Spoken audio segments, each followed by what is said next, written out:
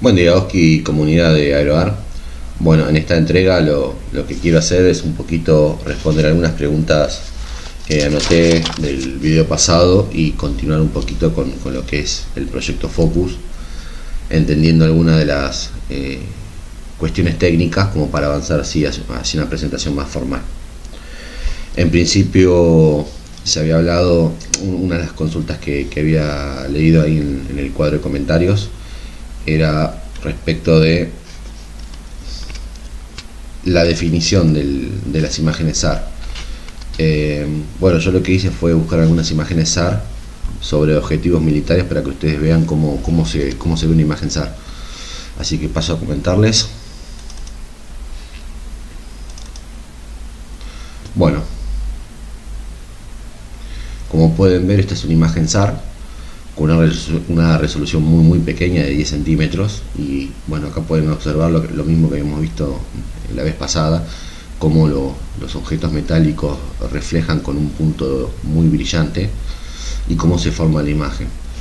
Además, al tener tan alta resolución, fíjense que se puede ver perfectamente, se puede discriminar perfectamente el tipo de la nave. En este caso, por ejemplo, tenemos dos Hércules en plataforma.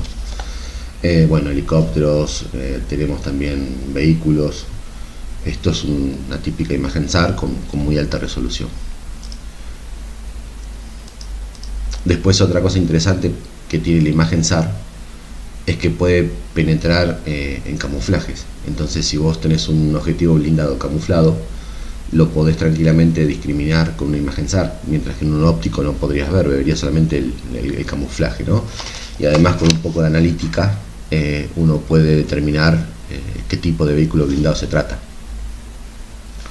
Bueno, esto para responder a la pregunta que habían hecho en los cuadros de comentarios sobre la mejora de la resolución. Luego tenemos, vamos a continuar con lo que es el proyecto Focus. Algo que les quería comentar era algunas de las características de Focus, es por ejemplo el peso del satélite. Este peso no es una casualidad, sino que está estudiado. Piensen ustedes que en promedio un kilo de satélite puesto en órbita cuesta alrededor de $50.000, por lo tanto, mientras más liviano es el satélite, más económico es. Sin hablar del costo de la fabricación, solo el costo del lanzamiento, ¿no?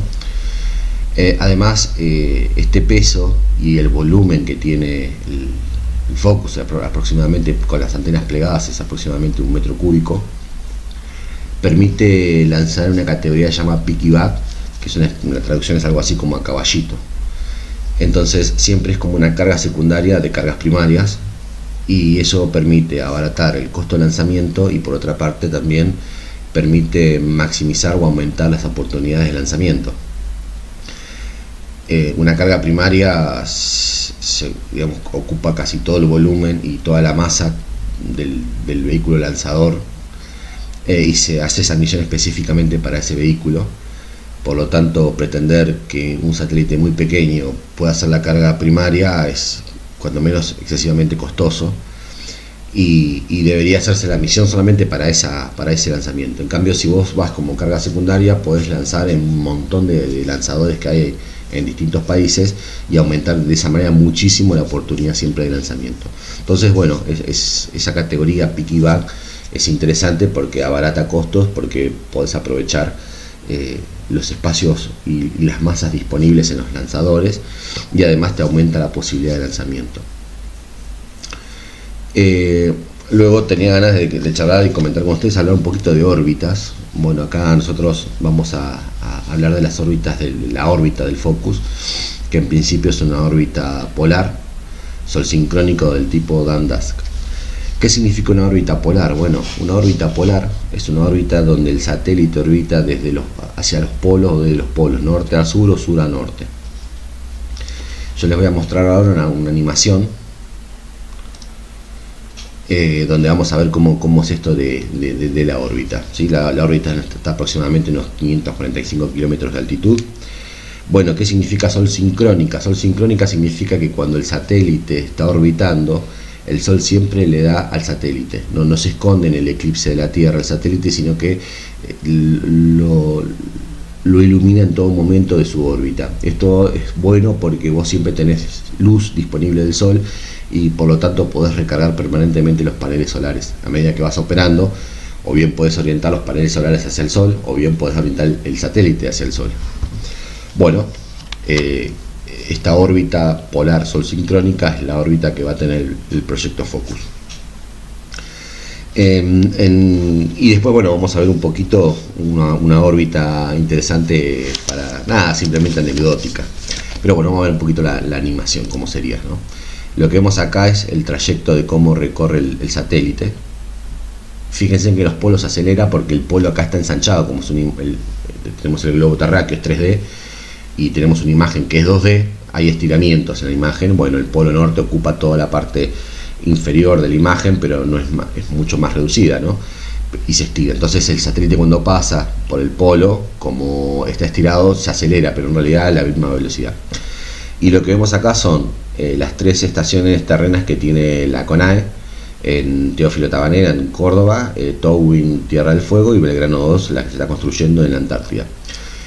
Hay algo que yo quería destacarles acá, es la importancia de la base Belgrano 2, porque cada vez que el satélite está haciendo su recorrida, por lo general siempre pasa cerca del polo sur, o sea, pasa siempre sobre el polo sur, porque es una órbita polar, y pasa muy cerca de la estación Belgrano 2, o pasa sobre la estación o pasa cerca de la estación. Por lo tanto, en cada órbita vos tenés la oportunidad de descargar información, las imágenes.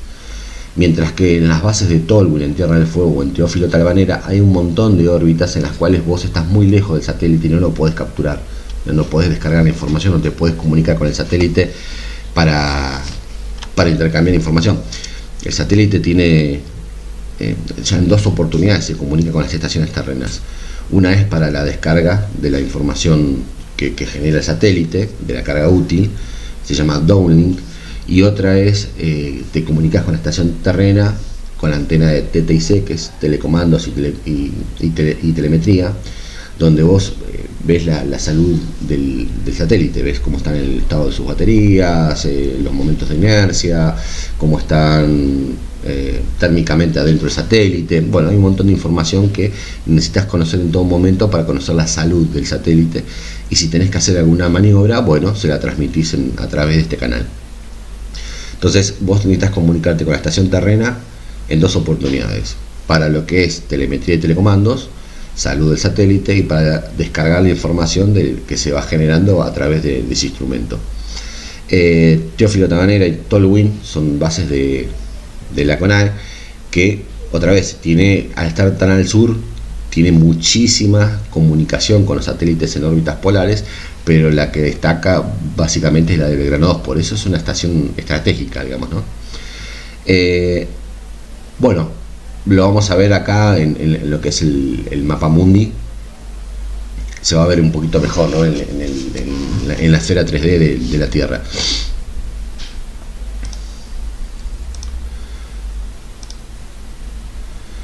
Como ven, el satélite orbita, pasa por la Antártida. La base de Belgrano 2 está en esta zona, ¿sí? Vuelve a pasar el satélite, vuelve a pasar por el polo, y ahí pasa por Tolwyn y pasa por la de Teófilo Tabanera. Pero fíjense que cuando está allá en el Pacífico ya se aleja muchísimo de Tolwyn y de Teófilo Tabanera, pero sin embargo pasa muy cerca de lo que es el Belgrano 2, con lo cual tiene oportunidad de comunicarse. Ahora está casi en el medio del Pacífico, ya no se puede comunicar más con Tolwyn ni con Teófilo Tabanera, pero sobre Belgrano 2 sigue teniendo comunicación y posibilidad de descargar información y comunicarse con el satélite. Esta órbita polar en esta altitud dura aproximadamente 1 hora y media, o sea, cada hora y media da una vuelta al globo, desde polo norte a polo sur o de polo sur a polo norte. Bueno, esto es típicamente una órbita polar, se llama órbita Leo, de órbita baja, para que no haya confusión. Por ejemplo, el ARSAT, que es un satélite de comunicaciones, tiene una órbita geoestacionaria, o sea, orbita sobre el ecuador y gira a la misma velocidad que la Tierra, por lo tanto siempre está en un mismo punto. Por eso las antenas, no sé, de las empresas de televisión digital, apuntás con la antena hacia un punto del cielo y permanece siempre ahí, porque ese satélite gira con la misma velocidad que la Tierra, por lo tanto se desplaza todo junto.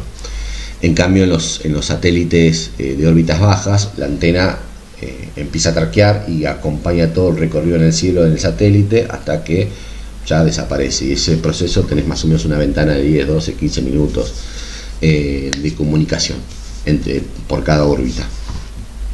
Bueno, nada, quería mostrarles cómo se veía una órbita polar y por qué la importancia de la estación terrena en Belgrano 2, que se está construyendo en la Antártida, ¿no?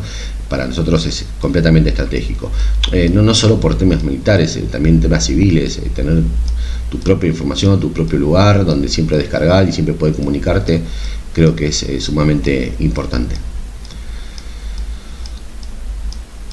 Bien, espero que se haya entendido esta animación.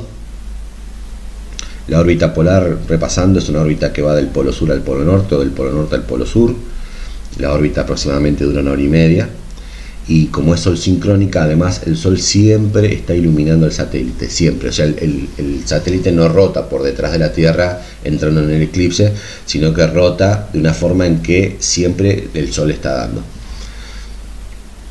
Bien, vamos a ver también una cosita que quería mostrarles, ya entendiendo lo que era una órbita. Vamos a ver otro tipo de órbitas. Bueno, esto va antes de pasar al otro tipo de órbita. Digamos, acá tenemos lo que serían las pasadas del satélite y cómo pasan por el polo sur, y cómo Belgrano 2 estaría en condiciones siempre de traquear y de comunicarse con el satélite. Esta órbita se llama Molimnilla, es una órbita que inventaron los rusos, que básicamente consiste en ahora les voy a mostrar cómo es la forma con la esfera 3D, pero básicamente está 12 horas sobre un punto del planeta orbitando y está 12 horas sobre otro punto del planeta orbitando, desfasado 180 grados. En este caso, esta órbita, que se inventó allá en los 60, digamos en plena Guerra Fría, orbitaba 12 horas sobre Estados Unidos, sacando fotos, capturando telecomunicaciones, y luego orbitaba 12 horas sobre Rusia, descargando toda la información que generaba.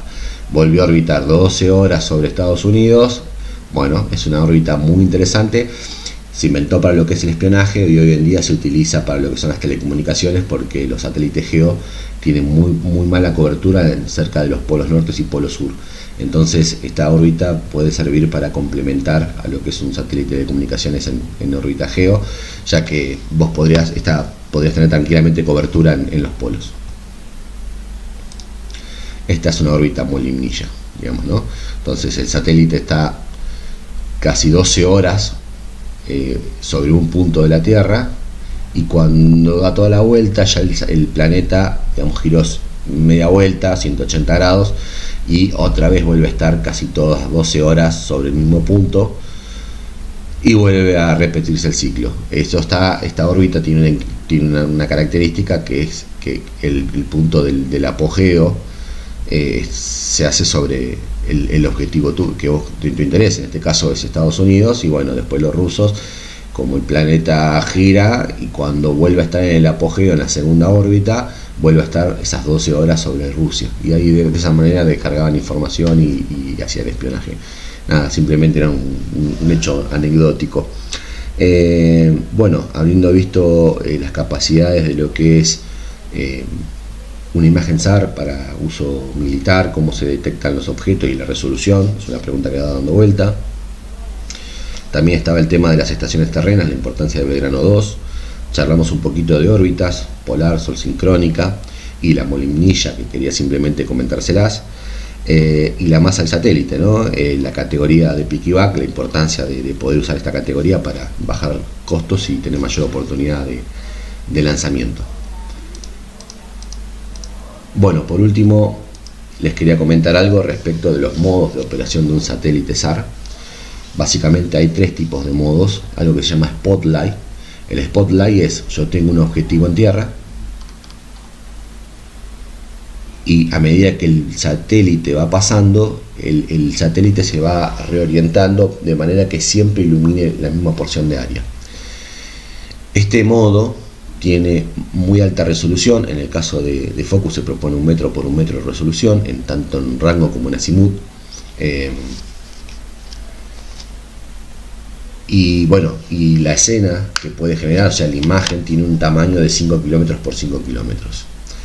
Después podemos hacer Stream Map. Stream Map sería una especie de, yo estoy a punto del suelo y voy haciendo un barrido.